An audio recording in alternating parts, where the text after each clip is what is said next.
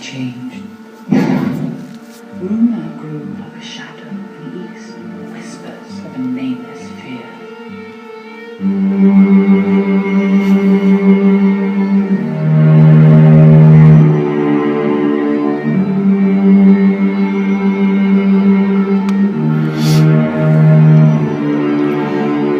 Hi, this evening call me Sully because you have just entered Monsters Inc.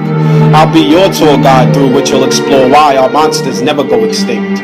Just think, in this university called life where both good and evil is a mere instance, monsters do exist and they manifest in the form of the opposition, in a condition and disposition of bad habits and addictions.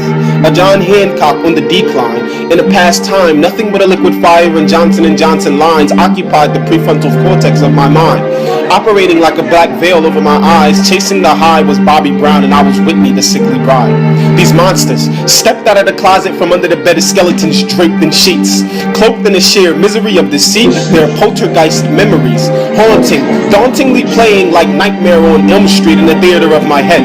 The recollection of sexual and physical abuse autonomously animated The Walking Dead, creating an individual mass of broken glass in a mass class of a mastered people. People like me who couldn't see through the creative and deceitful mastery of a manufactured evil. Mere Smeagol's, their slaves to their fear.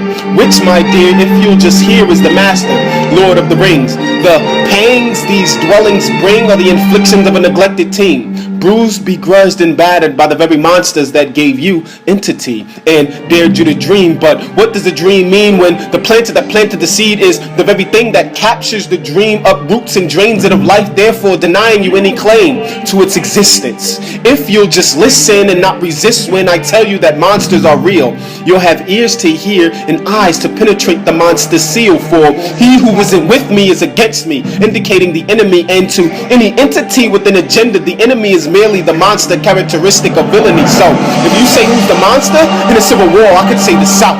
But then again, I could say Abe Lincoln, for freedom was never what he was about. You can say the Muslims for the Al-Qaeda destruction of 9/11, and I'll say USA for Iraq intrusion and petroleum jelly.